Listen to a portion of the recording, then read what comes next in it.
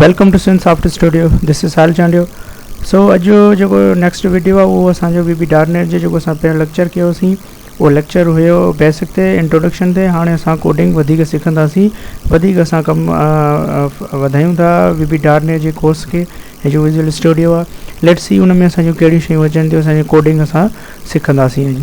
अचो त असां उन्हनि खे वधीक फर्दर ॾिसूं। जी असांजी फार्म आहे, फार्म में असांजो बटन 1 2 3 एंड 4 रखियल आहिनि, लेबल 1 2 3 रखियल आहिनि।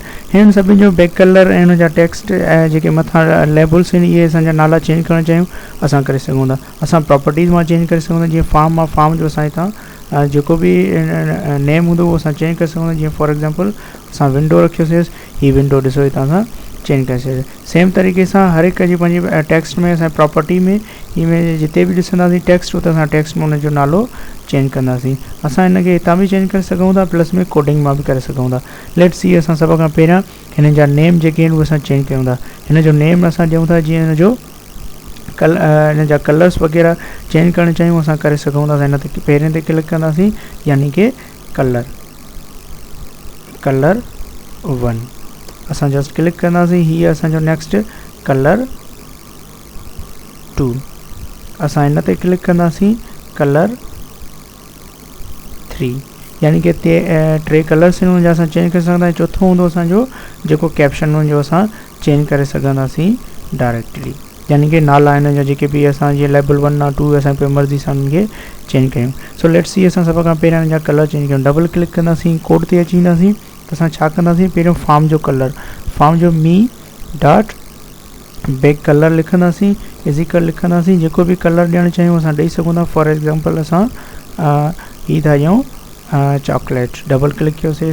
उन खां पोइ असां लेबल जो कलर चेंज कयूं, label 1 dot back colour is equal ॾियूं कहिड़ो बि कलर डॉट असां फॉर एग्ज़ाम्पल ग्रीन था ॾियूं। उन खां पोइ लेबल 2 डॉट बैक कलर ॾींदासीं, is equal colour dot for example असां ॾियूं था सियान। हिन जो सेम तरीक़े सां लेबल 3 डॉट बैक कलर असां चेंज करणु चाहियूं, कलर चेंज करण लाइ सेम उहो ई कोड लिखंदासीं, कलर डॉट जेको बि ॾियणु चाहियूं असां फॉर एग्ज़ाम्पल डार्क ब्लू था ॾियूं। उन खां पोइ लेबल 3 थी वियूं जेके असांजो फार्म जो बि कलर चेंज थी वियो, असां उहो कलर बैकग्राउंड चेंज करे छॾियासीं। उन खां पोइ असां नेक्स्ट असां चऊं था हिन ते क्लिक कयोसीं त हिकिड़ो कलर अचे, हिन ते क्लिक कयूं असांजो ॿियो कलर अचे। सेम तरीक़े सां असां हिन जो कलर वग़ैरह me dot back colour is equal for example red था रखूं, कलर डॉट रेड था रखूं, रेड जीअं ॾिनोसीं for example label 1 dot back colour is equal असां फॉर एग्ज़ाम्पल कलर ॾिनोसीं, कलर असां फॉर एग्ज़ाम्पल जेको बि ॾियणु चाहियूं असां ॾेई सघूं था। फॉर एग्ज़ाम्पल असां ॾिनोसीं डार्क सियान था ॾियूंसि। उन खां पोइ sorry label 2 dot back colour is equal colour dot for example असां ॾियूंसि था क्रिमिस ॾिनोसीं label 3 dot back colour is equal colour dot for example असां ॾिनोसीं ब्लू कलर असां ॾेई छॾियोसीं। चलो हुनजो पहिरियां बि ब्लू हुयो, असां हिन जो कलर ॾेई था छॾियूंसि फॉर एग्ज़ाम्पल पिंक कलर ॾिनोसीं। ऐं असां मी जेको हुनजो मी कलर मीन्स के जेको फार्म जो कलर चेंज हुजे उहो बि हिनजो चेंज हुजे, मीन्स असां ॿई चेंज हिन जो बि असां चेंज करणु चाहियूं। सेम तरीक़े सां कोड साॻियो ई लिखंदासीं, जस्ट हुन जा कलर वग़ैरह असां चेंज करणु चाहियूं असां उहो करे सघूं था। इज़िकल फॉर एग्ज़ाम्पल हिन असां ब्लू था ॾियूंसि। उन खां पोइ label 1 dot back colour is equal जेको बि असां कलर ॾियणु चाहियूंसि फॉर एग्ज़ाम्पल कलर डॉट असां ॾिनोसीं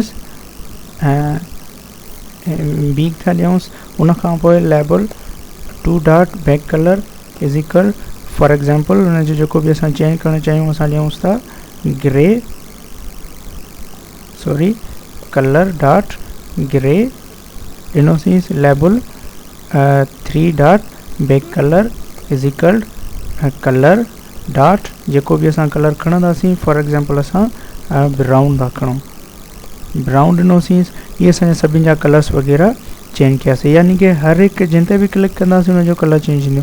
असां फॉर एग्ज़ाम्पल हिन जो असां चेंज करणु चाहियूं सभिनी जा नेम त असां चेंज करे सघूं था। असां जस्ट डबल क्लिक कंदासीं, असां छा कंदासीं फॉर्म जो नालो जेको हुयो उहो असां पहिरियों चेंज थियल आहे उहो असां ॾींदासीं मी डॉट टेक्स्ट इज़ इक्वल जेको बि नालो ॾियणु चाहियूं, for example my first window असां ॾिनोसीं। उन खां पोइ लेबल 1 डॉट असां ॾींदासीं टेक्स्ट मीन्स के text is equal double quotation में जो जेको भी कलर सॉरी कलर न बल्कि जेको कैप्शन हूंदो उहो असां ॾियणु चाहियूं। लेबल में ॾियूं था माई लेबल 1, उन खां पोइ ईंदासीं label 2 dot text is equal ॾींदासीं माई लेबल 2। सेम तरीक़े सां label 3 dot text is equal double quotation ॾींदासीं माई लेबल 3। उन खां पोइ असां चेंज करणु चाहियूं बटन जा नाला बि त असां उहो चेंज करे सघूं था। फॉर एग्ज़ाम्पल असां जस्ट इन्हनि जा नाला इहे ॾिना आहिनि, असां इन्हनि खे रन कराए ॾिसूं था, असां ईंदासीं वापसि इन ते। जीअं असां इहे ॾिसूं असां हिन खे रन कराईंदासीं, हितां स्टार्ट डिबगिंग यानी कि कंपाइल कंदासीं, F5 इन जी शॉर्टकट की आहे। रन कराईंदासीं, जीअं रन कराईंदासीं हीअ असांजी विंडो मैक्सिमाइज़ में हूंदी, मिनिमाइज़ करणु सॉरी फुल करणु चाहियूं या मैक्सिमाइज़ करणु चाहियूं असां करे सघूं था हिन ते।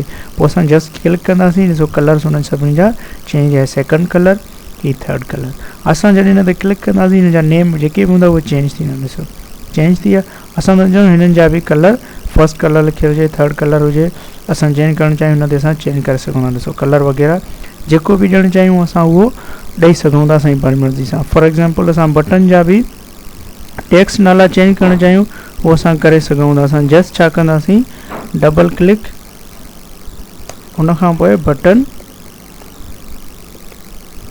1 डॉट टेक्स्ट इज़ इक्वल जेको बि ॾियणु चाहियूं असां डबल कोटेशन, असां बटन फर्स्ट जो नालो था ॾियूं, for example my first colour, ठीकु आहे। बटन सेम तरीक़े सां button 2 dot text is equal त ॾींदासीं text is equal double quotation ॾींदासीं छा माई सेकंड